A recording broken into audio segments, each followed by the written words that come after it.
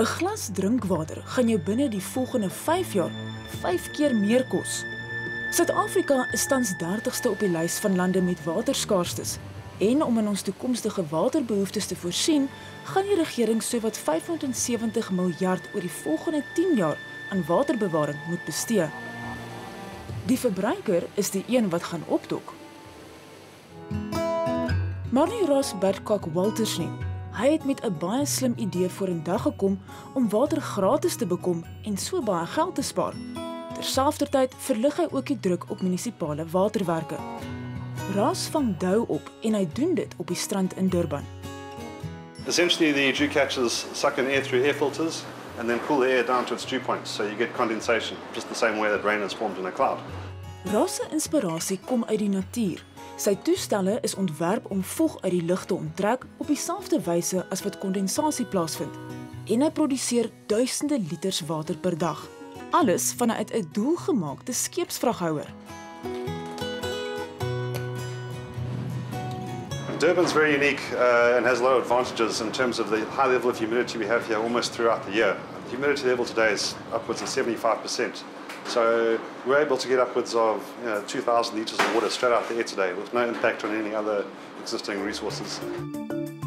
Lug word in die ontvogtiger ingesuig, verkoel en gekondenseer. 'n Ultraviolet lig steriliseer terselfdertyd die water, maar dit gaan ook deur verskeie filters om nog onsuiverhede te verwyder. Laastens word minerale in meetbare hoeveelhede bygevoeg. Because the water that we're taking out is really very, very pure. And to add a bit of mineral content is obviously a good thing. Om vog uit die atmosfeer te onttrek is niks niets nie. Die Babiloniërs het eeue gelede al dou op hierdie manier opgevang. They used to build sort of pyramid-type structures with air gaps in them and collect dew that way.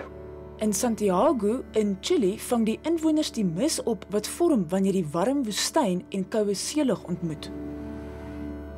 But in terms of building equipment specifically for it, it's quite new. Hoe skoon is die water? In terms of purity levels, it's off the charts in terms of normal sort of measures. Die suiwerheid van water word gemeet aan die totale hoeveelheid opgeloste vaste stowwe wat daarin is. The electrolysis test, what it does is it takes the dissolved solids in water and it forces them out of solution so they become visible. And depending on different colors, and you can try and work out what's in the water. So here's just normal tap water on the right, and that's dew on the left. Nie al die vaste deeltjies in Durban se kraanwater is noodwendig sleg nie. Die munisipale water bevat ook minerale, soos fluoried, wat voordelig vir die mens is. Maar wat mens bekommerd maak, is die teenwoordigheid van swaar metale wat uit die toetsresultate blyk. Nou, dis 'n eenvoudige toets, maar mens kan duidelik die verskil sien. Die ontvogtingsproses sluit ook die vorming van gevaarlike neuweprodukte uit. And what comes out the other end is clean, dry air. Johan Potgieter, nog 'n Durbanet, het 'n windturbine ontwerp wat genoeg elektrisiteit verskaf om die hele proses aan te dryf. Die prinsip van die masjien is dat hy draai nie soos die ander met horisontaal, hier is vertikaal, amper soos in die Engelse woord soos 'n eggbeater, right? Dan gaan hy deur 'n ratkas en dan draai hy die ontwikkelaar onder. En dit maak dit die konsep heeltemal anders as die ander. Die turbine wek soveel krag op dat meer as die helfte daarvan na die nasionale kragnetwerk herlei kan word. En omdat dit stadig draai, hou dit geen gevaar vir voëls of vlermuise in nie. Jy kan die revolusies tel met die blote oog. Nou as die mense dit kan tel met die oog, dan word die voëls en die vlermuise dit ook op te kan tel. Hierdie is ook 'n lewensvatbare klein sakemodel. Die planeet word bewaar en werksgeleenthede word geskep. Ross se lese is, maak water waar dit benodig word. Hy sê dis beter om 'n paar klein produksie-eenhede as een groot te hê. There's a huge amount of negative environmental impact and carbon footprint associated with bottled water. So, waarom moet mens water aanry of invoer as skoon water uit die lug om jou gemaak kan word? Feliwe Gaganti sê die stelsel kan baie help. Ngaphezu kwalawa aphuma empompini ngoba enziwa umoya. Meer as die helfte van Suid-Afrikaners het nie lopende water in hulle huise nie en is van natuurlike waterbronne en buitekrane afhanklik. Miljoene Suid-Afrikaners is direk afhanklik van riviere, maar riviere word besoedel. En plaaslike owerhede behoort nuwe tegnologie wat skoon drinkwater aan mense verskaf met oop arms te verwelkom. Maar Ross sê hulle byt nie maklik aan die idee nie. Tydens COP17 was daar groot belangstelling by staatsdepartemente in die douopvangmasjinerie, maar na die aanvanklike opwinding het dit vinnig gekwyn. We'd like to roll out, and we've got the ability to, but we need more commitment from governments. They need to come to the party. Maar ons het nie baie tyd oor nie, want 2030 klink ver, maar ons moet nou die probleem aanspreek. And it's true, and I think where we're getting the most support from is from the private sector.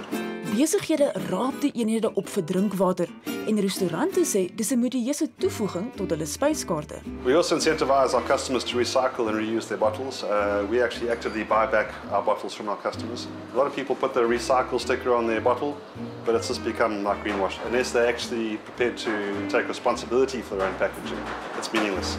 Hy sê 90% van die bottels kom terug. Sal hierdie stelsel werk in areas waar dit baie droër is, byvoorbeeld in Gauteng? You need sort of anything above sort of 13 degrees Celsius and 35% relative humidity to start making water. But certainly in summer up in Gauteng you can make quite good water. Dis nie ideaal om die ontvogtigers in droë gebiede te gebruik nie, maar Ross glo dat Afrika dit met groot sukses kan aanwend. Into the more equatorial areas, there's always a high level of humidity and more stable temperatures. And those are actually the areas where generally tap water is not an option. Kenners op die gebied van klimaatsverandering verwag dat 45% van Suider-Afrika se bevolking teen 2025 'n waterskaarste sal beleef. Hierdie ligontvochtigers kan die druk op munisipaliteite verlig. And I think it doesn't have to be expensive. It really doesn't. They tell me that there's more water in the air than there are in all the rivers and all the dams. So there's a massive resource we just got to open our eyes to and start using.